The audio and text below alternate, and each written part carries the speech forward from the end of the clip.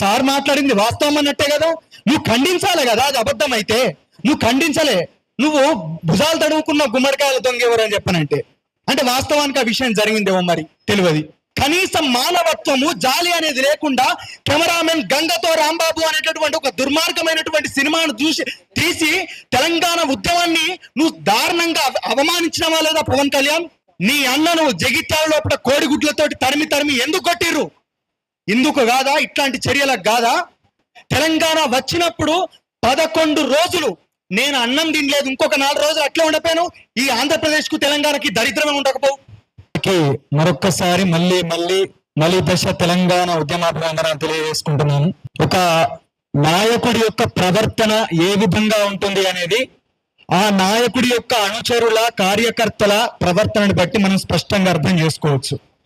ఈరోజు టీడీపీ జనసేన యొక్క official social media handles నుంచి మొదలు పెడితే సామాన్య కార్యకర్తల వరకు కూడా వాళ్ళు ఈ విషయాన్ని ఎంత దారుణంగా వ్యక్తిత్వహరణం చేశారు ప్రొఫెసర్ నాగేశ్వర్ గారిని అనేది మనం ఈ రోజుకి ఆ పోస్టులు చూస్తే మనకు అర్థమైపోతుంది. ఈ రోజు కేవలం అనుచరుల ప్రవర్తన మాత్రమే కాదు, వాళ్ళ అఫీషియల్ సోషల్ మీడియా హ్యాండిల్స్ లో పెట్టినటువంటి పోస్టుల ద్వారా వాళ్ళ యొక్క ప్రవర్తన కూడా చాలా అనుచితంగా ఉన్నటువంటి విషయాన్ని వాళ్ళే తేటతెల్లం చేసుకున్నారు ప్రజల ముఖంగా.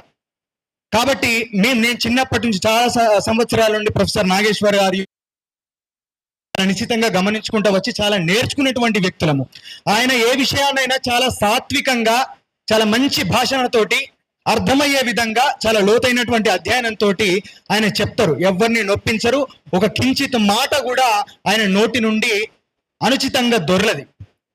అట్లాంటి భాష లోపట ఆయన చాలా మంచి విశ్లేషణ చేస్తారు.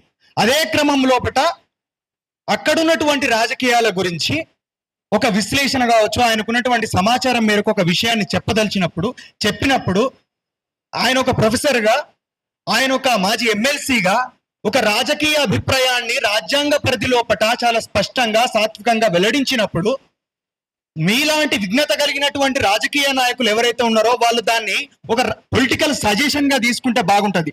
సరే, అది మీకు అనుచితంగా అనిపించినప్పుడు దాన్ని ఖండించాలి. ఖండించకుండా పవన్ కళ్యాణ్ ఏం చేసిండు? అసలు లీకేజీలు ఎవరు ఇచ్చిర్రు? మన సొంత పార్టీలో పట్టిన మనకు ట్రైటర్స్ ఉన్నారని చెప్పి మాట్లాడిందంటే అది వాస్తవం అన్నట్టే కదా. సార్ మాట్లాడింది వాస్తవం అన్నట్టే కదా. నువ్వు ఖండించాలి కదా. అది అబద్ధం అయితే నువ్వు ఖండించలే. నువ్వు భుజాలు తడువుకున్న గుమ్మడికాయలు దొంగెవరు అని చెప్పనంటే అంటే వాస్తవానికి ఆ విషయం జరిగిందేమో మరి తెలియదు. ఒక విషయాన్ని అభిప్రాయాన్ని చెప్పినప్పుడు కేసులు పెడతారా? మరి కేసులు పెట్టినప్పుడు పవన్ కళ్యాణ్ మేము ఒక ప్రశ్న అడుగుతా ఉన్నాం, ఇష్టం వచ్చినట్టు రాళ్ళేస్తే మేము ఊకుంటామా అని చెప్పని అన్నావు కదా. నువ్వు ఎన్ని రాళ్ళు వేసినావు తెలుసా? ఇక్కడ గద్దరన్న మీద తూటాలుగా కాల్స్తే, ఇక్కడ బెల్లి లలితక్కను 18 ముక్కలు చేస్తే, మారోజు వీరన్న ప్రాణాలు తీస్తే, అనేక మంది తెలంగాణ బిడ్డలు ఆత్మార్పణ చేసుకుంటున్నటువంటి సందర్భం లోపట ఆ త్యాగాలకు విలువనీయకుండా, వాళ్ళ యొక్క ఆత్మార్పణలకు విలువనీయకుండా, కనీసం మానవత్వము జాలి అనేది లేకుండా కెమెరామెన్ గంగతో రాంబాబు అనేటటువంటి ఒక దుర్మార్గమైనటువంటి సినిమాను తీసి తెలంగాణ ఉద్యమాన్ని నువ్వు దారుణంగా అవమానించినవా లేదా పవన్ కళ్యాణ్?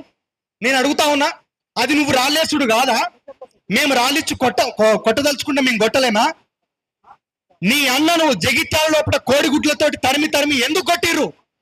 ఇందుకు కాదా? ఇట్లాంటి చర్యలకు కాదా? కోనసీమ కొబ్బరి చెట్లకు తెలంగాణ నాయకుల దిష్టి తగిలిందని చెప్పి తెలంగాణ మీద అక్కసు వెలగక్కినావు కదా.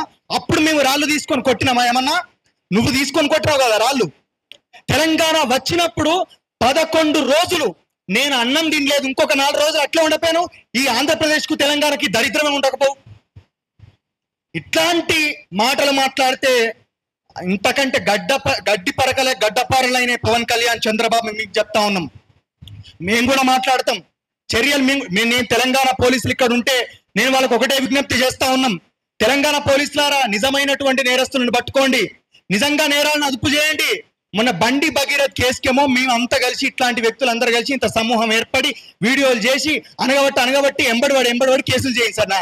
ఆయన ఏం మాట్లాడకపోయినా మీరు ఆంధ్రప్రదేశ్ నుంచి అక్కడి నుంచి ఇక్కడికి వచ్చి, మీరు కాకినాడ నుంచి పోలీసులు ఇక్కడికి వచ్చి ఆయన మీద కేసులు చేస్తారా? మీరు మాట్లాడినటువంటి మాటలకు మేము మీద ఎన్నో కేసులు పెట్టాలి.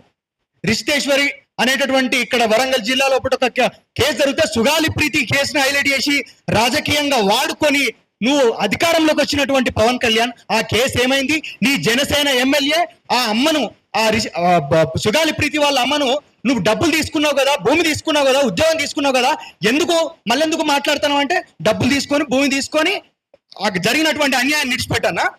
నీ ఎమ్మెల్యే అట్లా మాట్లాడితే కనీసం మందలించేటటువంటి పరిస్థితి కన్నా నువ్వు పోయినావా? ఇవన్నీ మాట్లాడతాం మేము మాట్లాడగలిగితే. ఎన్నో స్పెక్యులేషన్స్, ఎన్నో రూమర్స్ క్రియేట్ చేసినావు నువ్వు.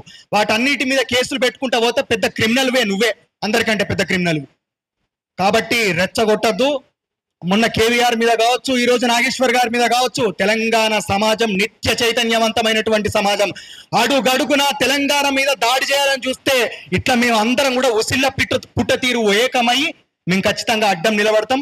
తెలంగాణ సమాజం మొత్తం మీద కూడా సమాజం మొత్తం కూడా సార్కు ఈ రోజు అండగా నిలిచింది, నిలుస్తుంది, నిలవబోద్దు కూడా అని చెప్పి తెలియజేసుకుంటూ ఈ రోజు వాళ్ళ యొక్క దుర్మార్గాన్ని ఒక పాట రూపకంగా పాడి నేను ముగిస్తా. గతం నుంచి ఇప్పటి వరకు గోడ అంజనం తలుసుకుంటా.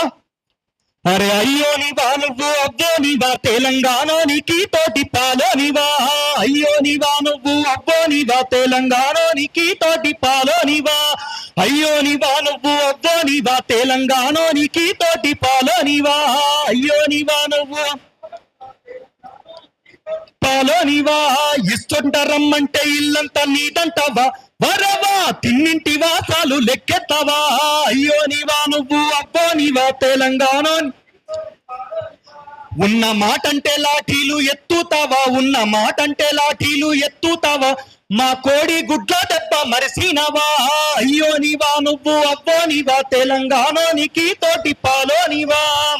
తెలంగాణ సొమ్ములు కావాలేనా నీకు, తెలంగాణ సొమ్ములు కావాలేనా, నీ చిల్లర సినిమాలు ఇక్కడ ఆడాలేనా, అయ్యో నీవా నువ్వు అబ్బో నీవా తెలంగాణోనికి తోటి పాలోనివా. చంద్రబాబు ఇది నీకే.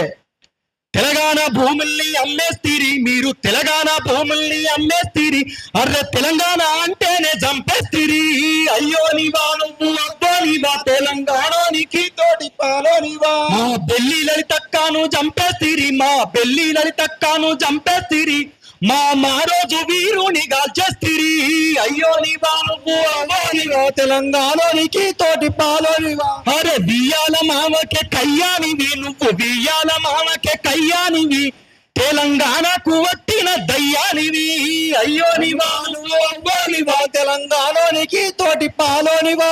ఈ బీటి మూరేవంతు కథ ముగిసేరా, నీ బీటి మూరేవంతు కథ ముగిసేరా, అంటూ చూడంగా జనమంతా కదిలొస్తారు, అయ్యో నీవా నువ్వు అబ్బో నీవా తెలంగాణోనికి తోటి పాలోనివా. కాబట్టి ఖచ్చితంగా మేము తప్పకుండా ఇట్లా విద్యార్థుల మీద కావచ్చు, ప్రొఫెసర్ల మీద కావచ్చు, మేధావుల మీద కావచ్చు, తెలంగాణ సామాజిక చైతన్యం మీద కావచ్చు దాడి చేసినప్పుడు ఖచ్చితంగా మేము మా ప్రజల కోసం ఎట్లా నిలబడుతున్నామో, ఎట్లా మాటలు మాట్లాడుతున్నామో, పాటలు పాడుతున్నామో, అదే విధంగా ప్రొఫెసర్ నాగేశ్వర్ గారు కూడా ఖచ్చితంగా మేము అండగా ఉంటాము. మా పాటతోటి మా మాటతోటి మేము ఖచ్చితంగా మేము ఆయనకు అడ్డంగా నిలబడతామని చెప్పి తెలియజేసుకుంటూ ఈ అవకాశం ఇచ్చినటువంటి తెలంగాణ క్రాంతి దళ అధ్యక్షులు పృథ్వీరాజ్ అన్న గారికి థ్యాంక్ యూ.